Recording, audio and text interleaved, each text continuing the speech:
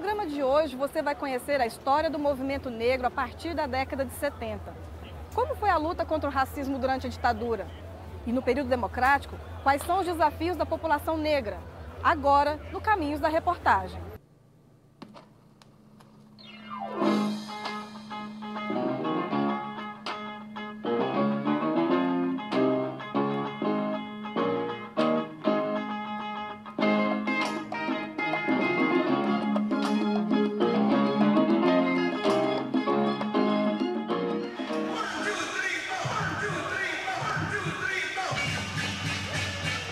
Um novo ritmo chega ao Brasil e toma conta do subúrbio do Rio de Janeiro.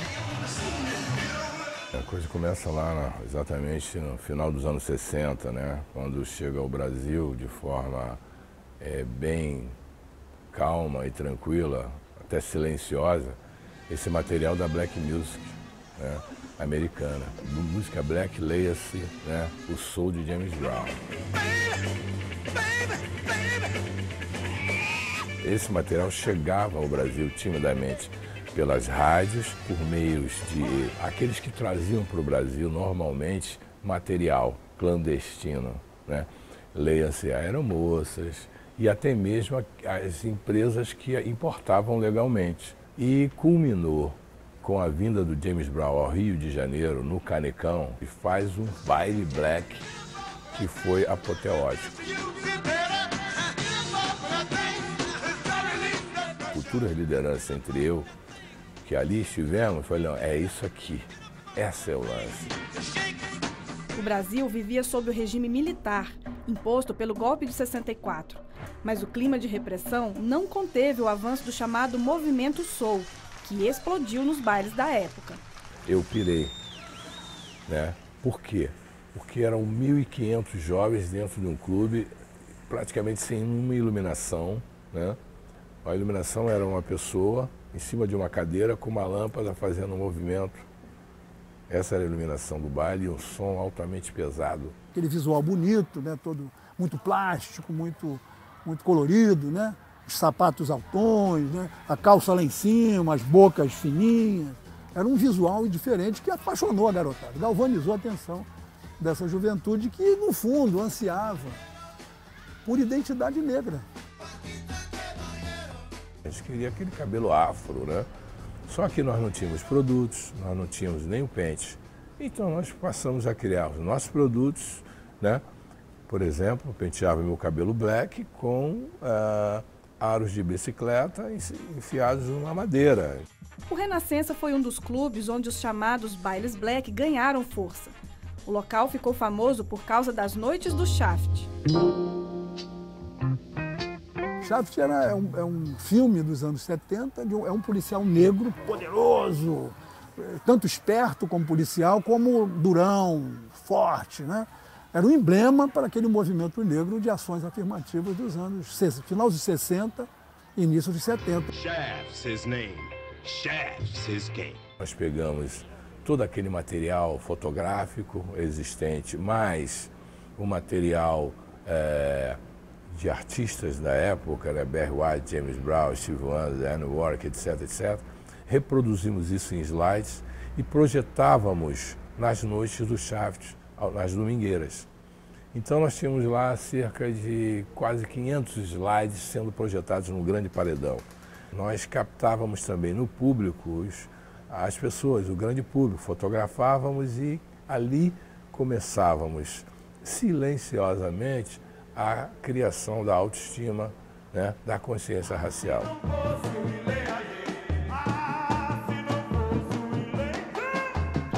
No mesmo período, na Bahia, outro grupo de jovens manifestava sua consciência racial pelo som dos tambores. Em 74, nasce na Liberdade, maior bairro negro de Salvador, o Ilê Aie, o primeiro bloco afro do Brasil. Ele surgiu um dia de domingo. Eu e aquele negão ali, Apolônio, aquela foto ali, a gente vindo da praia, Itapuã, a nossa estética também toda chamada de Brown, né, o negro americano. E aí, conversando, surgiu a ideia de fazer um bloco só de negros, né, Muita gente ficou com medo de sair no bloco, que estava o bochicho que ia ser todo mundo preso, que na época você sumia, né? As pessoas desapareciam. A Secretaria de Segurança na época, o secretário mandando ter cuidado com a gente, que a gente queria tomar o poder. Os primeiros ensaios do bloco foram monitorados pela polícia. Muita gente, teve gente, pessoas negras também que correram quando viram o bloco, porque associado ao fato de ser um bloco só de negro, era um bloco da Liberdade, da linha 8. Então, Liberdade é o maior bairro de negro daqui. Então, isso era sinônimo de ser de desordeiros, né? De vagabundos, de ladrões, não sei o quê. Mas nós botamos o bloco na rua. A questão racial levantada pelo grupo era vista com desconfiança. Minha mãe me convenceu a mudar o nome, que eu estava muito insistindo para chamar o bloco de Black Power, Poder Negro. E tinha um cara também da Polícia Federal que morava aqui também que nos aconselhou que não era interessante ter esse nome. Aí foi que nós fizemos uma pesquisa, pegamos uma cartilha de Urubá e começamos a escolher. Escolhemos 5 nomes com significado em português e o Ilê foi o mais votado e ficou.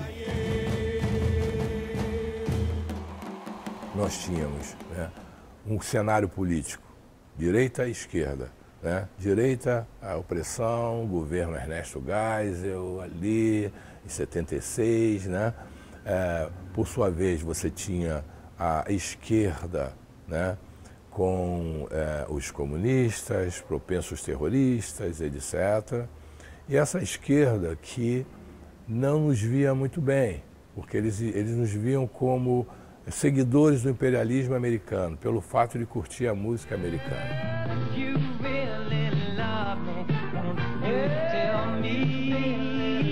O pessoal do Movimento Negro Unificado não aceitava essa forma nossa de reivindicar. Eles achavam que a coisa tinha que ser muito política. E nós acreditávamos que a política tinha que ser junto com o cultural. A gente tinha muito mais força. Com os blocos afro, você fazia essa revolução na rua. Através das músicas, você se encontrava, da festa, você ia passando as mensagens. No outro dia, dia de sábado, segunda-feira, domingo, os meninos estavam cantando as músicas. Eu tenho orgulho, negra lindo. Você tinha no momento, no cenário mundial, os direitos civis, leia-se Malcolm X, Martin Luther King, né? E os Panteras Negras, nos quais nós nos identificávamos. O que eram os Panteras Negras, para quem não sabe? Era um movimento que foi criado para mudar, tomar conta da violência policial que os negros sofriam dentro das comunidades. Estava precisando desse sentimento de negritude, né? As pessoas assumiam muito timidamente, né? As pessoas não queriam, tinham medo de ser negro. A nossa arma era a cultura. Isso nós criamos. Então, esse desenho foi um choque aqui no Brasil, principalmente para os órgãos de repressão. Aquela famosa dura na rapaziada, e aí, cascudos, violência contra a garotada, quando eles se afastavam um pouco dos bailes, né? Já madrugada, e aí se batia, se prendia. A gente tinha um Galaxy preto na época, né? E usávamos roupas pretas, muito ligadas àquela visual do Pantera Negra, né? Isso fazia parte do marketing de cada equipe de som, tinha uma linha, tinha um marketing, né? Isso fez com que eles também nos identificassem fácil. Então, saindo de um baile, fomos convidados, né? Docemente, um capuz na cabeça, botaram num camburão, acredito que seja um camburão pelos barulhos das portas, e levaram para um local que mais tarde vim saber que era o batalhão de guarda da PE, né? Aqui na Barão de Mesquita, em Praça Santos Penha. Isso não adiantava, cada vez era um maior número, grupos grandes, e ficava mais difícil porque teria que deslocar maior quantidade de policiais, se confrontaria, ficaria mais visível a questão racial. Então houve um cuidado maior da polícia. Mas lá as perguntas, e sem tirar o capuz, quando tiraram uma luz muito forte, que deu $1 milhão que a CIA botou para você fazer esse movimento, umas coisas sem nexo, né? Acabaram por me soltar, sem nenhum problema físico, era muito mais psicológico, né? Nós vamos acabar com isso vai acabar, isso aí tem prazo, não sei o quê, etc. E aí, sim, aí a repressão se abate sobre a questão administrativa das equipes, questão financeira, de como se compra ingresso, como é que se cobra. O movimento chegou a fazer sucesso na mídia. até perder espaço para a moda da discoteca. E aí vão amordaçando, apertando, até o momento que tornam essas equipes inviáveis quase. E aí morre esse movimento, ele é espremido mesmo. Mesmo artistas que já eram famosos enfrentaram a discriminação. Cheguei num clube para fazer um show e eles não sabiam que eu era Elza Soares. Fui tentar passar, botaram a mão e disseram: "Você tem carteirinha?" Eu falei: "Carteirinha de quê?" "Carteirinha, você é sócia?" Disse: "Não." "Ué, então você não pode entrar." Eu digo: "Como não posso entrar?" "É, porque é a ordem que a gente tem aqui que..." Falei: "Que negro não entra, não é isso?" "Não, é que..." Falei: "Então você vai lá e diga para a pessoa que me contratou que a Elza Soares não vai cantar aí." "Mas você..." "Não, você pode." "Não, não posso. Não posso. Porque se a Elza Soares possa entrar, não posso, meu amigo.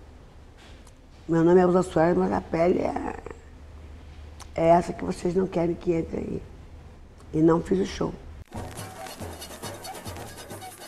Já as escolas de samba cresceram no período. O povo em geral começou a aderir à escola de samba. Aí os ensaios, as interessações. O samba já era um lugar muito tomado, assim como se dizia antigamente, tomado pelo branco. Aos poucos, tanto a mídia, quanto os meios de comunicação, quanto a intelectualidade, né? Muito estrangeiro foram chegando e tomando conta do samba. Nos desfiles da época, prevaleceram enredos alinhados à ideologia do regime. Por exemplo, a Beija-Flor fez o enredo chamado Brasil no ano 2000, que era um enredo fanista, que era um enredo que previa o crescimento do Brasil. A Mangueira teve um que era o Correio Aéreo Nacional. Os ensaios eram feitos no Clube Maxwell. Muitos agentes do DOPS iam para lá. A gente sabia porque eles eram tão diferentes dos outros, das outras pessoas, que dava para desconfiar. A contribuição dos negros para a cultura brasileira também aparecia nos enredos, mas sem destacar o tema do racismo. E poucos ousaram em falar do sonho da democracia. O Salgueiro, sempre na contramão, fez um enredo chamado História da Liberdade do Brasil. Se nos desfiles a questão racial não foi destacada, na literatura, no teatro e na chamada imprensa negra, o tema sempre esteve em pauta, inclusive durante a ditadura. Nesse cenário, um jornal que muito se destacou foi o jornal O Tição, uma revista fundada em 1978 em Porto Alegre, né, por um grupo de jornalistas negros que trabalhavam em diferentes veículos da imprensa gaúcha, né, que resolveram se unir em torno da afirmação da identidade negra e do combate ao racismo. Era uma época muito polêmica, nós éramos jovens, rebeldes, achávamos que ia conquistar o mundo. E a gente não via como nos meios tradicionais expressar esse trabalho. Então a gente fundou a Tição. Ela é essencial para a gente perceber a multiplicidade de questões que mobilizavam a comunidade negra brasileira e que davam a dimensão do quanto a questão racial permeava todos os espaços da sociedade, né? As pautas do Tição hoje, elas são super atuais. Nós fizemos pautas sobre as empregadas domésticas, sobre o jogador escurinho. Uma das capas foi um ebó, que causou grande polêmica, né? Subestimavam o potencial crítico dessa intelectualidade negra. Então, em alguma medida, essa organização, essa atividade política negra foi menos combatida abertamente, né, do que outros segmentos que eles entendiam como os mais perigosos, né? Uma vez veio um polícia federal, ele se identificou, aí como a gente não tinha local de reunião fixo, nós marcamos para conversar com ele na minha casa, eu e a Vera Deise, ninguém quis ir, só nós duas enfrentamos o polícia federal. E ele foi, nos inquiriu e tudo, nos questionou, mas ficou nisso. Um dos fundadores da revista Tição, o poeta Oliveira Silveira, lutou pela criação do Dia da Consciência Negra. A data escolhida foi 20 de novembro, quando morreu Zumbi dos Palmares, um dos maiores símbolos da resistência negra. Encontrei minhas origens na cor de minha pele, nos lanhos de minha alma, em mim, em minha gente escura, em meus heróis altivos. Encontrei-as, enfim, me encontrei. No próximo bloco, vamos falar da unificação dos movimentos que combatiam o racismo no fim dos anos 70 e também da atuação de líderes negros na defesa da democracia. Até já!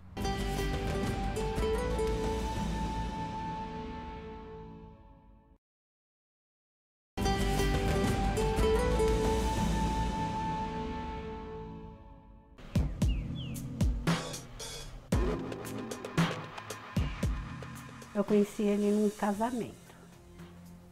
Aí nós começamos a namorar. Isso durou 5 anos. Depois eu engravidei, aí tive de casar.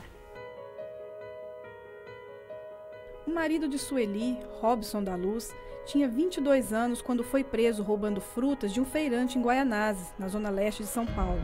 O jovem foi levado para a delegacia do bairro. Pelo que eu sei, foi várias pessoas que pegaram as frutas do feirante. O único que pagou com a vida foi ele, era o único preto que tinha. E o menino falava, que o delegado falava assim, preto tem que morrer, né? Apanhou a noite toda, né? E o dia inteiro. O ano era 1978. O país vivia há 14 anos na ditadura militar. Um vizinho avisou que ele tinha sido preso, que ele estava vomitando e jogando sangue pela boca e urinando sangue. Aí nós fomos caçar, porque uma pessoa assim não pode ficar numa delegacia. Fui caçar no hospital. Falaram que ele tinha sofrido um acidente e tinha sido machucado por esse acidente que ele sofreu. Mas, na verdade, foi uma tortura. Mais de 10 anos depois, já na democracia, os acusados da morte de Robson foram condenados a 12 anos de prisão e perderam seus cargos na polícia. Se errou, podia estar preso. Não sou contra o castigo, mas não matar. Na época, a morte de Robson causou comoção entre os militantes negros, que realizaram um ato público contra a violência e o racismo em frente ao Teatro Municipal de São Paulo. A manifestação marcava o início do movimento negro unificado.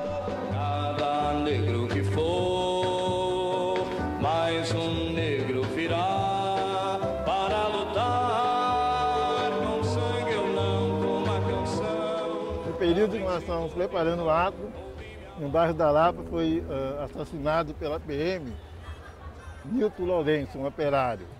Foi um outro motivo que nos levou a fazer a manifestação e criamos o movimento, né?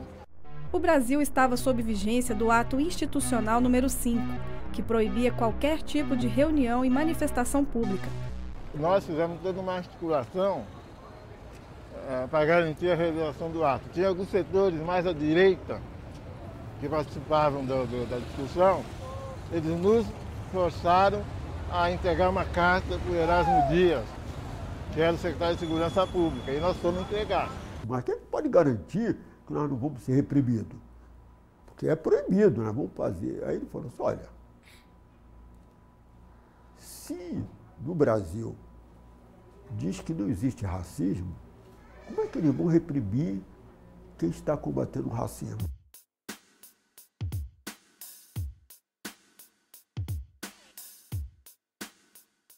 A gente sentia que eles se arrependeram, mas aí não tinha como nos tirar mais. Os policiais provocavam, aqui só dá prostituto e ladrão. Alguns dias depois do ato, os militantes lançaram um programa de combate à discriminação racial. O documento reivindicava melhor tratamento aos negros em áreas como trabalho, saúde, ensino, cultura e pedia também o fim da tortura nos presídios. Como nós vivíamos sob ditadura, então as questões principais que nós tratávamos naquele momento era a luta contra a violência policial, contra a discriminação racial e por liberdades democráticas. O lançamento do MNU estimulou a formação de outros grupos em todo o país. Um deles foi o Movimento Negro do Recife, em Pernambuco. Conhecendo o documento do MNU, nós ficamos fortalecidos para continuar aqui, né? Para também estabelecer uma organização. Vários grupos e lideranças negras já vinham atuando no combate ao racismo desde o período da escravidão. E o final dos anos 70 fica marcado pela rearticulação do movimento negro. Nesse período da ditadura, havia, o que pode-se dizer, uma unidade do movimento negro.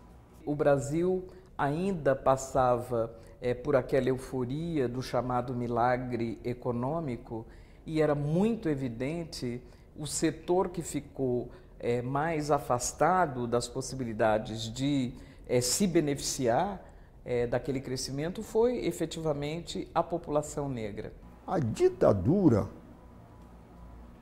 ela não tinha interesse nenhum de se apresentar como racista. Este é um país que vai pra frente. Oh, oh, oh, oh, oh. E uma gente amiga e tão contente. Oh, oh, oh. O discurso do representante do Brasil é que no Brasil não existia racismo. Vivíamos em plena democracia racial. E era exatamente essa direção que o movimento negro questionava. Quer dizer, para nós, do fim da ditadura, a volta da democracia significava implantar no Brasil uma verdadeira democracia racial. Isso era visto como algo desarmônico e que iria contra toda a perspectiva daquele momento de segurança nacional que primava por um coletivo uno, indivisível, e que era visto como democrático racialmente. Era um movimento que viveu durante uma grande parte da sua vida sendo rechaçado pela direita por razões que a gente pode imediatamente compreender, mas por outro lado também sendo deslegitimado pela esquerda em função dessa suposta divisão que nós estaríamos causando na luta, na chamada luta geral da classe trabalhadora. Muitos militantes negros foram monitorados pelo regime militar. Documentos do Departamento de Ordem Política e Social comprovam a vigilância.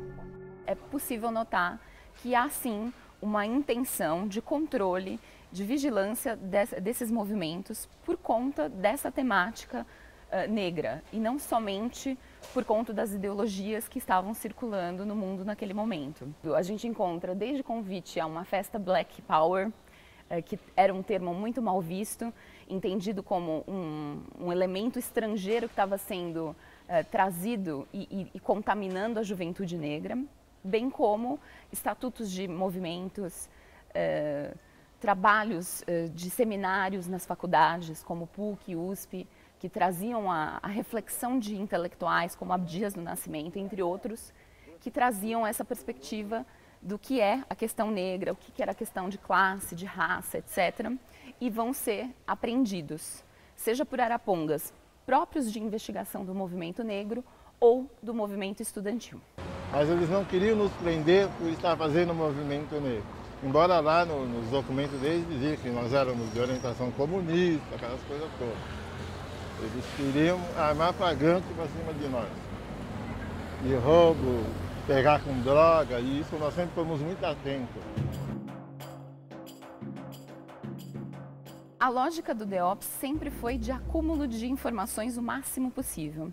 Então, às vezes, não necessariamente havia uma prisão desses militantes. Particularmente, falo por mim, tive nenhum assédio de ser chamada para interrogatório ou coisa parecida. Mas as reportagens do Jornal do Comércio e da Diário de Pernambuco, que eram os mais lidos, insinuavam que nós tínhamos infiltração, né, de comunistas. Uma das questões, inclusive que aflorou bastante no momento do ato público que deflagrou a fundação do MNU, foi a questão do que é preso político, do que é perseguido político. Nós nos organizamos no movimento negro para participar do Congresso Brasileiro pela Anistia e nós tínhamos uma perspectiva de que naquele momento muitos presos comuns no Brasil, que eram negros na sua maioria, também deveriam ser considerados como presos políticos. O racismo, sendo reconhecido como uma questão política que é, o fato de o negro ser perseguido nesse campo da prisão criminal se torna uma forma de prisão política. Isso era considerado uma heresia, a defesa de uma tese dessa natureza. Existe um periódico do Movimento Negro Unificado, a revista do Movimento Negro Unificado, que tem uma charge mostrando um negro sendo açoitado no período da escravidão e, posteriormente, ele sofrendo uma batida policial. Isso já era uma visão crítica da população que se mobilizava nesses movimentos, vendo que o negro sofre muito mais com a ação violenta da polícia. Existia essa figura da prisão para averiguação, por exemplo, que levou para a cadeia milhares de negros sem nenhuma culpa formada, especialmente por conta dessa visão arbitrária que as polícias sempre tiveram e já tinham também naquele momento, de que a pessoa negra é um potencial criminoso. E também tem outra questão, que houve muitos perseguidos políticos negros que, quando nós pensamos na ideia da anistia, na ideia, inclusive, até das comissões de verdade e tudo, a ideia que sempre se tem é que o preso político foi aquele branco de setor de esquerda, intelectual, etc., que é divorciado da imagem de uma figura negra. É inegável que em todas as organizações da resistência armada houve uma presença negra significativa, inclusive no comando dessas organizações. Este aspecto é ignorado, na verdade, como parte dessa visão, né, que a democracia, o mito da democracia racial consagra, que é a visão do negro invisível. Não havia, por parte do regime, uma política deliberada de perseguição aos negros. Mas aqueles negros que, por serem militantes sindicais, por serem militantes políticos, eram detidos, eles acabavam sofrendo com muito mais vigor, né, os males da repressão, porque se somava o combate a eles pela militância política ao preconceito social. Porque como é que esse negão, o nego besta, vai metido a besta, como se ser revolucionário, ser um intelectual combatente, se engajar em lutas políticas fosse privilégio, fosse específico dos seres humanos brancos.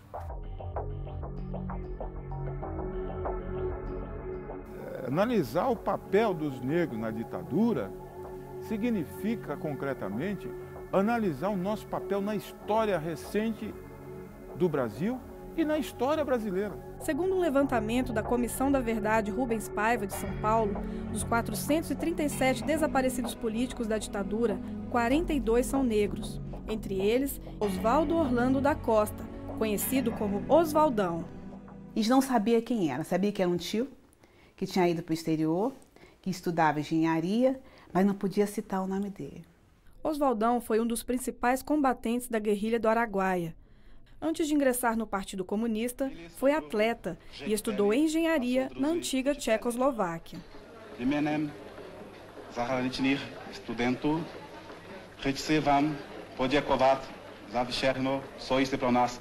O Oswaldo estava com todo mundo. Ele era um líder nato. Chamava muita atenção, né? Aquele tipo, aquele sorriso, todos os tchecos que não vinham muito pretos, né? E iam conversar com ele. E ele aprendeu, falava bem o tcheco.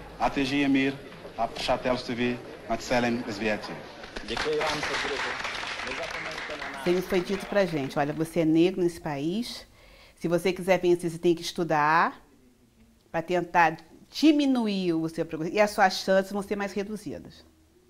Então, isso foi sempre claro, colocado na minha casa. De volta ao Brasil, Oswaldo vai para a luta armada e, em 1974, é morto pelo Exército. O corpo dele ainda não foi encontrado e a família aguarda uma resposta. Mas eu fico pensando assim, as pessoas esperando alguém voltar, e a pessoa não volta e não vai voltar nunca mais, e não tem assim, como se fala, alguém que vem e diga, olha só, faleceu, aqui está a certidão de óbito. Então a expectativa, eu acho que isso é muito doloroso para uma família. Ele morreu, né, lutando contra a ditadura. A principal referência do movimento negro que uniu o combate aos governos autoritários à luta contra o racismo foi Abdias do Nascimento. Há um consenso muito amplo de que tenha sido o mais destacado militante do movimento negro brasileiro. Ao longo de todo o século XX, a sua trajetória é uma trajetória exemplar de luta, de coerência, de abnegação, de coragem, né? O Abdias era antigo militante, foi até candidato do antigo PTB, o Partido Trabalhista Brasileiro, que foi o partido mais visado pela repressão da ditadura militar a partir de 1964. Lado a lado. Além disso, ele tinha também a militância específica no movimento negro. Abdias do Nascimento começou a militância contra o racismo na década de 30, na Frente Negra Brasileira, uma das entidades afrodescendentes mais importantes do início do século passado. Em 1944, fundou o Teatro Experimental Negro, que introduziu a questão racial no mundo da dramaturgia. Participou ainda da fundação do Memorial do Zumbi, em Alagoas, e do Movimento Negro Unificado. A atuação específica dele na área cultural e política em relação à questão racial foi o maior motivo da perseguição dele nesse período. Tanto que, em 1968, ele está nos Estados Unidos, em uma viagem de intercâmbio, e quando ele deve voltar ao Brasil, vem o ato institucional número 5, em 1968, e ele é impedido de voltar, porque ele tinha vários inquéritos policiais militares contra ele por conta dessa atuação política dele no movimento negro. Depois de mais de 10 anos no exílio, Abdias voltou ao Brasil para se tornar o principal interlocutor do movimento negro no Congresso Nacional na reabertura política. Ainda no Brasil era muito contestada a posição política de combate ao racismo, mas o Abdias, no Congresso, quando ele chega, ele consegue desmascarar esse discurso de forma a ampliar o espaço de discussão da questão racial, num lugar de atuação, que é a Câmara dos Deputados, onde praticamente não havia isso antes. É graças à atuação desses movimentos negros, desde o pós-abolição, com a luta dessas mulheres e homens que buscaram por melhorias sociais, que a gente tem avanços hoje.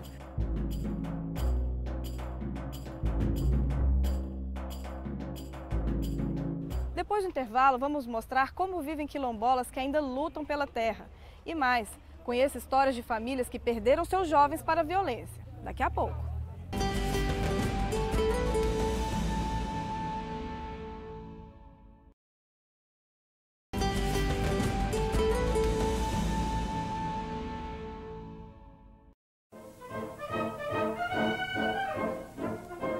Maio de 1988.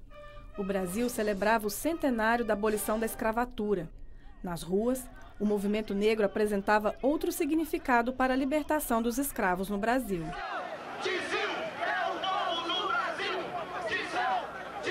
Uma farsa no sentido político, no sentido de que o 13 de maio de 1888 não representou uma possibilidade de participação efetiva nossa na sociedade. A imagem que se reproduzia sobre o passado é que o fim da escravidão tinha sido uma benesse das elites, personificada na princesa Isabel. O ano também marcava a volta da democracia e uma nova oportunidade para discutir a questão racial no país. Na Constituinte, os militantes entregaram várias propostas, entre elas a criminalização do racismo. Os direitos raciais foram reconhecidos pela Constituição que também abriu caminho para outras conquistas. O racismo foi finalmente considerado crime. As cotas foram instituídas no ensino superior e em alguns concursos públicos. E a disciplina História da África foi incluída no currículo escolar. Aquela alegria de ver a lei, né, ser estabelecida, tem a frustração de não ver sendo implementada. Outros direitos ainda são desrespeitados. É o caso da demarcação das terras dos quilombos, primeiro reduto da resistência negra no Brasil. Na região metropolitana de Salvador, visitamos quilombolas que continuam lutando pela terra. No quilombo Alto do Tororó, moradores dizem que perderam terreno para indústrias e para a base naval de Aratu, construída em 1964. A Marinha foi chegando, a cerca dela passa ali, a cerca. Tá vendo aquele negócio de cimento ali? Ela passa toda assim em volta da comunidade. A gente não tem mais espaço. Aí a gente não pode nem entrar aí, né, nesse terreno da Marinha aí, que é o maior problema. O que melhorou e o que piorou?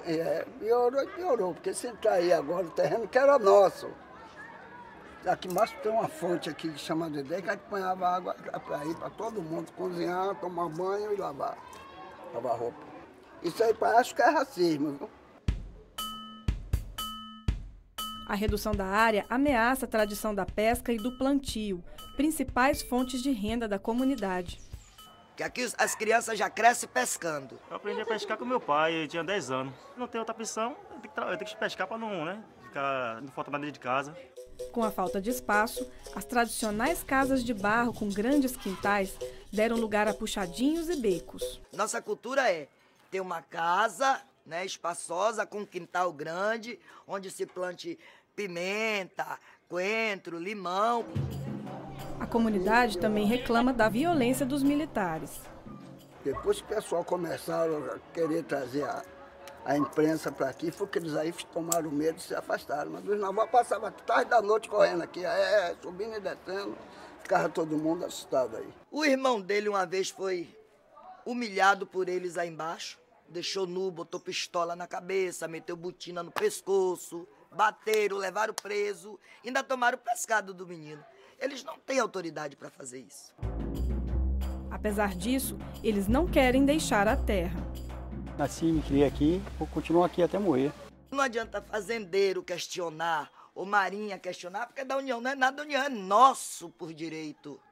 E mesmo porque todo esse terreno, toda essa área já foi paga, com muito trabalho dos nossos antepassados, com muito sangue, com muito sofrimento, com muita dor. A Marinha nega ter problema com os moradores.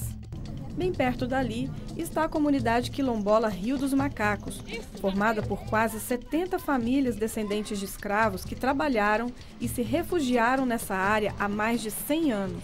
Essa ruína aqui que vocês estão vendo é o resto da usina Aratu, certo? Que era aqui que os escravos trabalhavam, nessa usina, fazendo açúcar. Aqui embaixo ainda tem porão, certo? Que é onde os escravos eram aprisionados e muitos morreram aí. Foi só em agosto deste ano que saiu o relatório de identificação do quilombo, mas a área delimitada pelo INCRA é menor do que a reivindicada pela comunidade. A comunidade tinha mais de 900 hectares, hoje tem 301 e o governo federal, junto com o INCRA, botou 104 hectares. A nossa comunidade reduziu bastante e não dá para sobreviver numa área rural, que a gente são trabalhador rural e pescador.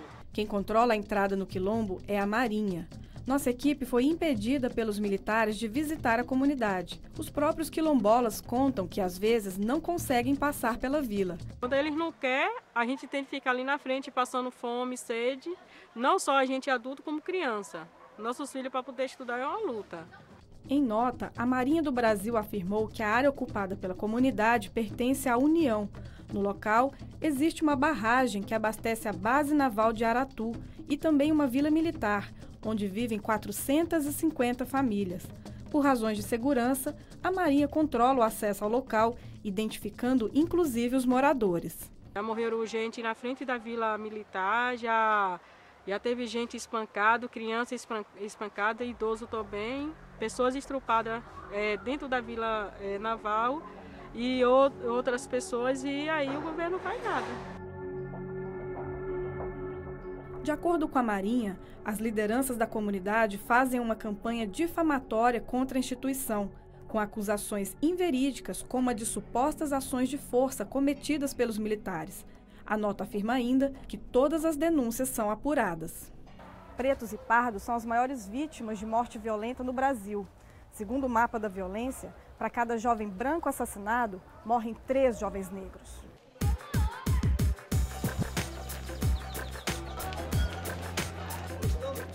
Nós estamos vendo uma pilha de cadáver se amontoando e agora com um elemento mais nocivo, o silêncio, ou essa perspectiva de colocar essas mortes como se fossem meros números. Nós somos mais que números, nós temos nome: Evangivaldo, Jackson, Negro Blue. Jackson Carvalho, de 15 anos, estudava e trabalhava com a família no interior da Bahia. No domingo de 23 de junho de 2013, saiu para almoçar com a namorada e não voltou mais. Começamos a procurar. Cadê Jackson? Aí começou a cidade inteira, porque lá é uma cidade pequena. A busca por Jackson levou 3 dias. Sem a ajuda da polícia, a própria família desvendou o desaparecimento do rapaz em um cemitério clandestino da cidade. Foi o primeiro lugar em que a gente pensou em procurar, automaticamente. Me chamaram: Antônio, vem aqui, mas se prepara aí, irmão, que tem alguma coisa de errado aqui. Aí chegamos no local, começamos a cavar. Com mais ou menos uns 2 palmos de profundidade, eu vi a panturrilha do meu filho. Eu limpei assim a perna e reconheci a panturrilha do meu filho, porque eu reconheceria meu filho por qualquer parte do corpo dele, que é o meu filho. Como em outros casos, a polícia alegou que a vítima era envolvida com o tráfico. Quando o delegado apareceu, ele olhou para mim, como eu estou olhando para você, e disse assim: você sabia que seu filho é envolvido, né? Eu falei: como? Ele estava insinuando que o meu filho, há 12 anos atrás, já podia fazer parte de algo ilícito com uma outra pessoa. Esta mãe, que não quer se identificar, perdeu 2 filhos de forma violenta. Ele estava jogando bola na quadra, aí a polícia aí estava lá atrás de uns meninos lá. E aí chegou nessa quadra e foi atirando em todo mundo. E aí pegou no meu filho. Ele viu que meu marido estava sendo muito insistente em procurar justiça. Arrumaram lá outra desculpa e mataram meu outro filho. Para Marcos, a dor é pela perda do irmão. A gente começou a estar no estúdio gravando, o cara falou: ligaram para sua mãe aí, disseram que mataram o seu irmão. Veio de uma festa e tal, estava na casa dormindo com os parceiros dele. Polícia, né, com o processo de extermínio dele, né, invadiu, pegou meu irmão de buço, sem direito de defesa. Quando mataram ele estava com viagem marcada para a Argentina, para passar uma temporada lá tocando e dando aula. Né. A polícia brasileira, ela tem um processo de cortar o sonho da molecada pela metade, né. Ela não só matou meu irmão, ela acabou com toda uma família, né, cara. Em busca de justiça, as famílias vivem ameaçadas e foram obrigadas a mudar de suas cidades. Algumas fazem parte de programas de proteção. Olho para um lado, vejo meus filhos. Olho para outro, vejo meus filhos. Enquanto não houver reparação histórica e humanitária, esses mortos não vão descansar, e nós também não. Porque quem fez isso com meu filho eu espero que vai ter que pagar em algum momento. O Brasil ele virou um país tão terrorista para o povo negro, né? Porque essa matança aí parece mais ato de terrorista mesmo, que você para de sonhar. O crescimento no número de mortes motivou o grupo Quilombo X a criar uma campanha de combate ao genocídio.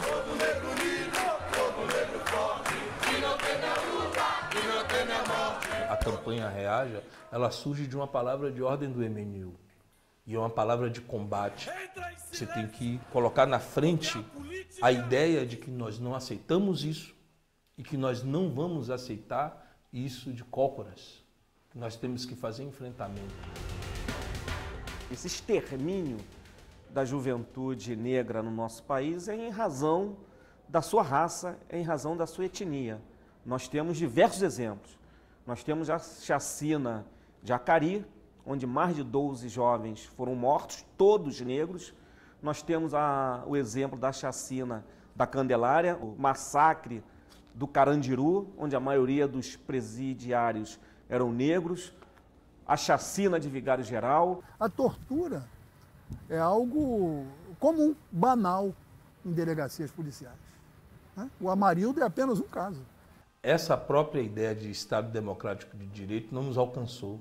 O que nos alcança até hoje é uma ideia de Estado de direito penal, Estado de direito penal, que tem a maior tranquilidade para ceifar nossas vidas e para nos encarcerar desproporcionalmente. Tanto a Polícia Civil como a Polícia Militar, em todos os estados da Federação, tem uma parcela muito grande de responsabilidade nessa mortandade contra a nossa juventude. Nós sabemos também que o tráfico, as drogas também levam muitos jovens à morte.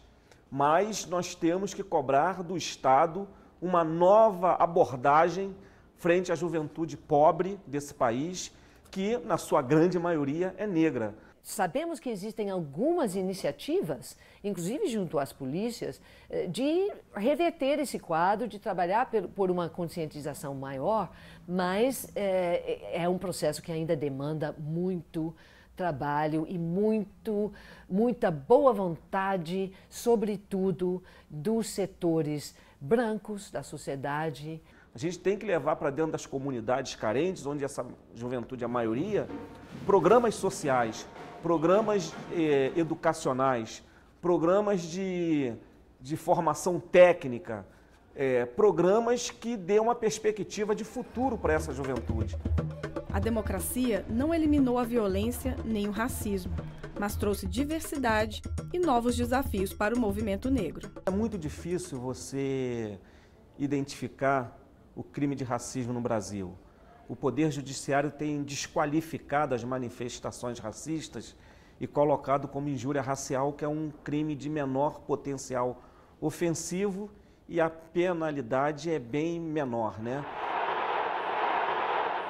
Nós tivemos recentemente um caso que nos deixou muito feliz, que foi o caso do goleiro do Santos, o Aranha, que o Tribunal de Justiça Desportiva puniu o Grêmio, né? Então foi a primeira vez que houve uma punição por racismo no futebol. Da parte do movimento negro, é sua responsabilidade criar, tanto teoricamente, estrategicamente, criar esses mecanismos de intervenção junto à sociedade civil, junto ao empresariado, junto aos órgãos de Estado, para conseguir impactar, conseguir travar de fato essa discussão mais alentada, mais verdadeira, mais densa, né, sobre a questão racial no Brasil. Você tem milhares de entidades espalhadas pelo país, né, de entidades negras, e você não tem um único ponto de consenso entre essas entidades. Você não tem um programa, você não tem uma agenda, você não tem lideranças que sejam legitimadas e reconhecidas nacionalmente. Então, o que há é um processo de dispersão sistemático, contínuo, o que nos torna absolutamente frágeis. Você tem hoje, com um processo de organização bastante definido das mulheres negras, quilombolas, participantes de comunidades de matriz africana, de jovens negros. Rap pra minha vida me leva ao espaço, às vezes fico esperto com os planos do abestalhado. Essa multiplicidade de atores políticos, eu acho que coloca para nós também, nesse momento, uma responsabilidade muito maior, que é a responsabilidade de, ao mesmo tempo que se reconheça a existência dessa diversidade, não se perder de vista quais são os vetores principais da luta contra o racismo no Brasil. Combater o racismo e promover a igualdade racial. Isso é o que unifica o movimento negro. Brigar sutilmente por respeito, brigar bravamente por respeito. O racismo nunca diminuiu no Brasil, ele está aí. Está no canto, ele é uma doença sem cura, ainda não acharam penicilina, hidrostreptomicina, injeção para veia, nas paredes, nas árvores, nas ruas. Eu tenho esperança que um dia não vai ser preciso o movimento negro, mas por enquanto ainda é preciso.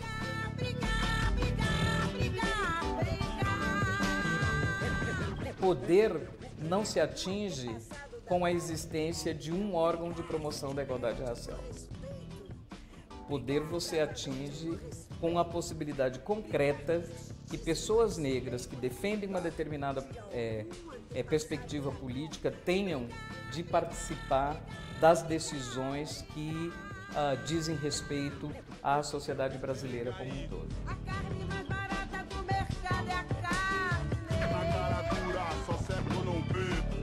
A nossa agenda interessa ao povo brasileiro, porque sem a nossa inclusão não se pode falar em democracia.